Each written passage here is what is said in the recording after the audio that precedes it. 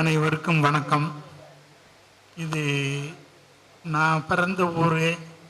இந்த ஊர்லே இந்த நிகழ்ச்சியில் பங்கெடுத்துக்கிறது ரொம்ப அபூர்வமான வாய்ப்பு. அதுவும் மாணவர்கள் இளைஞர்கள் மத்தியில் இருக்கிறது ஒரு சந்தோஷமான விஷயம்.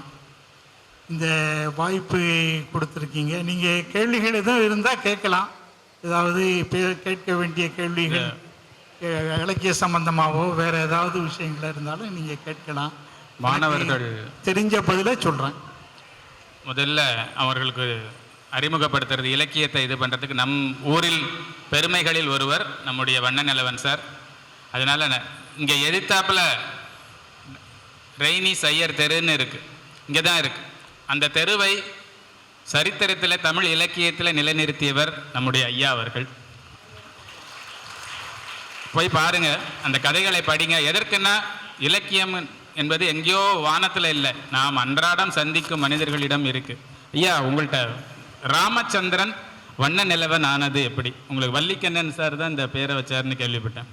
அது அவங்களுக்கு தெரியும். எனக்கு இந்த புனை பெயரை சூட்டுனது வள்ளிக்கண்ணன் ஒரு எழுத்தாளர். அது அவர் சென்ற தலைமுறையை சேர்ந்தவர். புதுமைப்பித்தன், கோடகிரி சாமி இவங்களோட வாழ்ந்தவர். அவர் தான் எனக்கு இந்த வண்ணநிலவன் அப்படிங்கிற பெயரை சூட்டினார். என்னுடைய முதல் சிறுகதை தூத்துக்குடியிலிருந்து வெளிவந்த சாந்தி அப்படின்னு ஒரு பத்திரிக்கை, இப்போ வருதா என்னன்னு தெரில. அந்த பத்திரிக்கையில் என்னுடைய முதல் கதையை வள்ளிக்கண்ணன் சார் தான் அந்த கதையை வாங்கி அந்த பத்திரிகைக்கு அனுப்பி அந்த கதை இப்போ பிரசுரமாக காரணமாக இருந்தாங்க. அப்படி தான் நான் வண்ணநிலவன் ஆனேன். இந்த நம்ம ஊரில் அன்றாடம் நாம் சந்திக்கும் மனிதர்கள், உதாரணத்துக்கு நீங்கள் மணப்பாடு, மெய்ஞானபுரம் அந்த பகுதி போனீங்கன்னா அங்கே உள்ள மீனவர்களை பார்க்கலாம். அவர்களிடமிருந்து உலகத்தரமான ஒரு கதையை எழுதியிருக்கிறார்கள், கடல் புறத்தில் அப்படின்னு. இன்றைக்கும் நீங்கள் மலையாளத்தில் செம்மீன் எவ்வளவு புகழோ அதே மாதிரி தமிழகத்தில் மீனவர்களை பற்றின ஒரு சிறந்த நாவல்னா கடல் புறம். உங்களோட பின்னணி அது இல்லை. அது எப்படி அந்த ஒரு கிறிஸ்தவ மீனவ பின்னணி எப்படி உங்களுக்கு? அது கிறிஸ்தவ பின்னணிங்கிறது நான் படித்ததெல்லாம் பெரும்பாலும் பாளையங்கோட்டை தான்.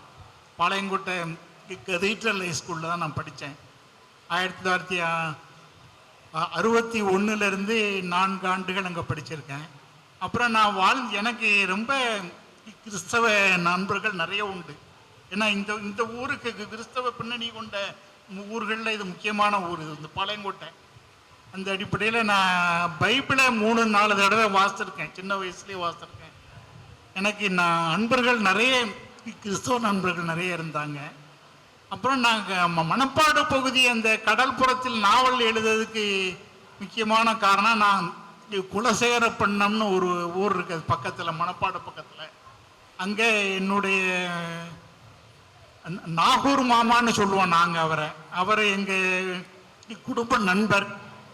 நான் இங்கே வேலை இல்லாமல் இருந்துட்டு இருந்த காலத்தில் அந்த நண்பரை, அந்த நாகூர் மாமா என்னை நீ என் கூட இரு அப்படின்னு கூப்பிட்டு போனார் அவர் ஊருக்கு.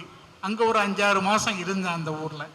அப்போ தான் இந்த லான்ச்சு வந்தது, மோட்டார் படகுல போய் கடலில் மீன் பிடிக்கிற லான்ச்சு, அந்த சந்தர்ப்பத்தெல்லாம் வந்தது.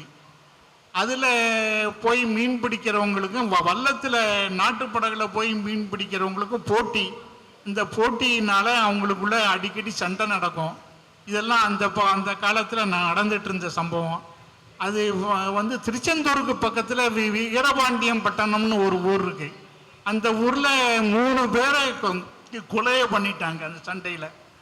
இதெல்லாம் தான் எனக்கு அந்த கடல்புறத்தில் நாவல் எழுத தூண்டுதலாக இருந்தது. அதுதான் முக்கியமான காரணம். அதே மாதிரி நம்ம இங்கே பாய்ந்து கொண்டிருந்த ஒரு நதி கம்பா நதி.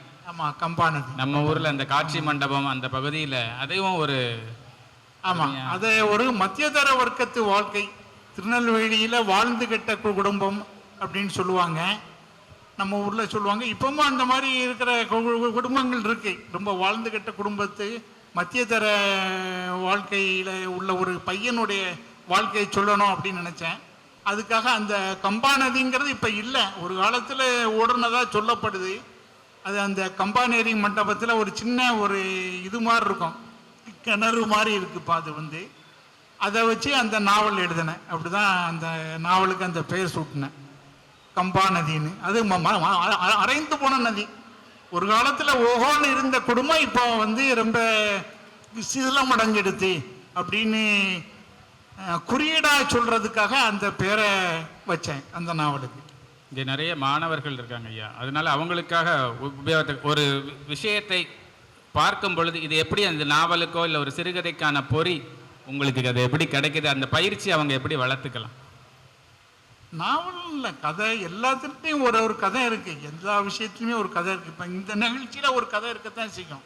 இந்த நிகழ்ச்சியில நீங்க இருக்கீங்க, நான் பங்கு பெற்றிருக்கோம்.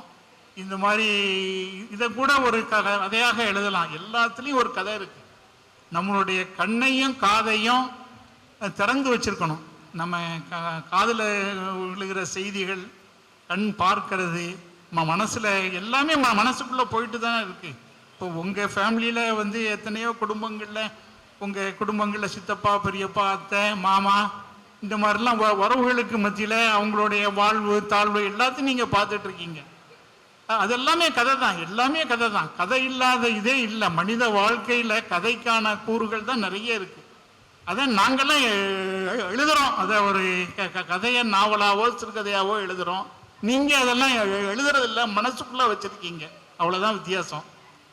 அந்த மாதிரி நீங்கள் உங்களுக்கு எழுதணுங்கிற இது வேணும், ஆர்வம் வரணும், அவ்வளோதான்.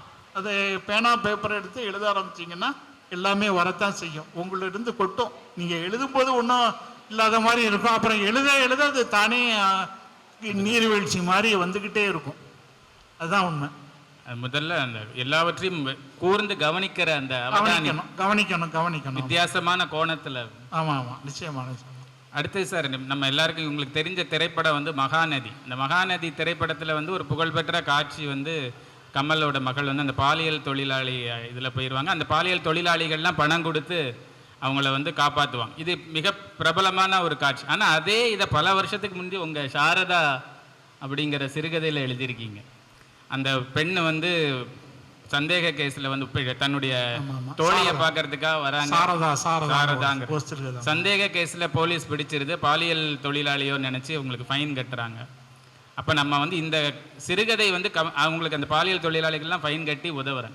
இப்போ இந்த சிறுகதை வந்து மகாநதி படத்தில் அந்த சீனு கூட இன்ஸ்பிரேஷனாக இருக்கலாம். அந்த கதை வந்து ரொம்ப அருமையான கதை. அதை நீங்கள் எல்லாருமே நம்ம வந்து படிக்கணும்னு சொல்கிறோம். அதை பற்றி அது ஏதாவது உங்களுக்கு அனுபவம் பார்த்து? அது வந்து அந்த சம்பவம் வந்து நான் இங்கே திருநெல்வேலியில் ஒரு 3 ஆண்டுகள் வக்கீல் குமாஸ்தாவாக இருந்தேன். அப்போ கோர்ட்டு வந்து குக்கரகுளத்தில் இருந்தது. இப்போ அங்கே இருந்து மாற்றிட்டாங்க.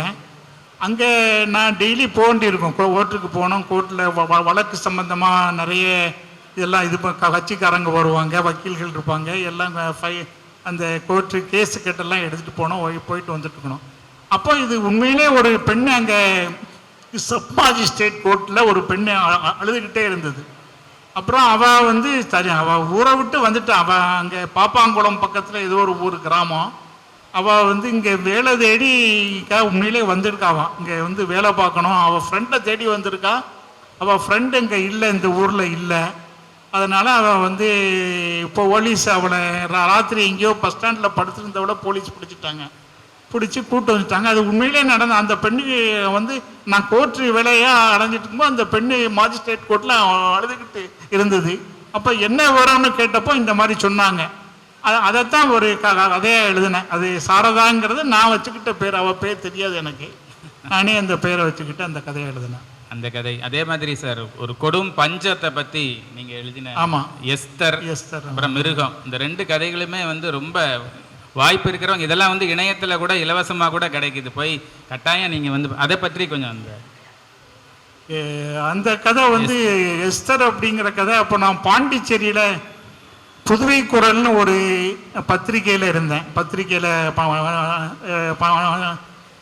சப் எடிட்டராக இருந்தேன். அப்போது திருநெல்வேலியில் என்னுடைய ஃப்ரெண்டு ஒருத்தனுக்கு கல்யாணம் நடந்தது. அதுக்காக பாண்டிச்சேரியில் 2 நாள் லீவ் போட்டு இங்கே வந்தேன், திருநெல்வேலிக்கு வந்தேன். வந்துட்டு திருநெல்வேலியில் கல்யாணத்தை முடிச்சுட்டு நான் திரும்ப பாண்டிச்சேரி போயிட்டுருக்கேன்.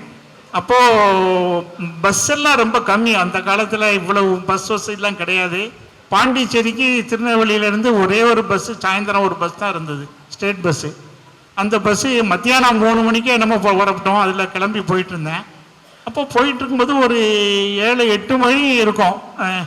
தஞ்சாவூர் பகுதியில் போயிட்டு இருக்கும்போது அங்கே வந்து வண்டி மாடுகள்லாம் நிறைய போயிட்டு இருந்தது. வண்டி கட்டி கூண்டு வண்டியும்பாங்க, அந்த கூண்டு கட்டி அதில் வந்து ஃபேமிலியெல்லாம் இருக்காங்க. அதில் சட்டி பானை எல்லாம் தொங்க விட்டுருக்காங்க. ஆடு மாடெல்லாம் பின்னாடி வண்டியில் கட்டி இழுத்துட்டு போகிறாங்க. இப்படி ஒரு 5-6 வண்டி போகும். அப்புறம் திரும்ப கொஞ்சம் தூரம் போனதும் திரும்ப இந்த மாதிரி ஒரு 10-12 வண்டி போகும். இப்படியா போய்கிட்டே இருக்காங்க. இது வந்து கும்பகோணம், தஞ்சாவூர் டு கும்பகோணம் பாதையில் நடந்தது. அப்போ பஸ்ஸை வந்து ஒரு கடையில் டீ குடிக்கிறதுக்காக நிறுத்தினாங்க. அப்போ கேட்டேன், இது யார் இவங்கெல்லாம் வண்டியை கட்டி கூண்டு வண்டியில் போயிட்டு இருக்காங்களே, ஃபேமிலியோடு போகிற மாதிரி இருக்கே அப்படின்னு கேட்டப்போ அவங்க சொன்னாங்க, இவங்க ராமநாதபுரம் பகுதியிலேருந்து வர்றாங்க. அங்கே எல்லாம் அப்போ வந்து அந்த நேரத்தில் கடுமையான தண்ணீர் பஞ்சம், மழையே இல்லை. ஒரு 3 வருஷம் 4 வருஷமாக மழை இல்லை. அந்த பஞ்சம் பிழைக்கிறதுக்காக இங்கே தஞ்சாவூர் பகுதிக்கு வந்திருக்காங்க, ஏதாவது வேலை கிடைக்கும் அப்படின்னு சொன்னாங்க. அதுதான் அந்த எஸ்தர் கதை. அதை ஒட்டி மிருகம்னு இன்னொரு கதை எழுதினேன். அந்த 2 கதைக்கும் அதுதான் மூலக்கரு. இப்படி அது வாழ்க்கையில் நடந்த பார்த்த விஷயங்களை நம்ம எப்போதும் கண்ணையும் மனசையும் திறந்து வச்சுருந்தா அதிலிருந்து எடுத்து எழுதலாம். உங்கள் மாணவர்களுக்கு மிக முக்கியமான ஒரு செய்தியை சொல்லியிருக்காரு. கண்களை காதுகளை திறந்து வையுங்கள். வண்ண நிலவன் அவர்களுடைய படைப்புகளை போய் படியுங்கள். குறிப்பாக கடல் புறத்தில், கம்பா நதி, எஸ்தர் சிறுகதை, இந்த மாதிரி மிருகம், பாம்பும் பிடாரனும், இந்த மாதிரி நிறைய, சாரதா, இந்த மாதிரி நிறைய கதைகள் இருக்குது. அதையெல்லாம் தேடி படியுங்கள். அவரை பற்றி இந்த நம்ம ஊர் திருநெல்வேலி மண் வந்து ஒரு கொடுத்த மிகப்பெரிய கொடைகளில் அவரும் ஒருவர். இந்த சரி சரி, நன்றி அனைவருக்கும்.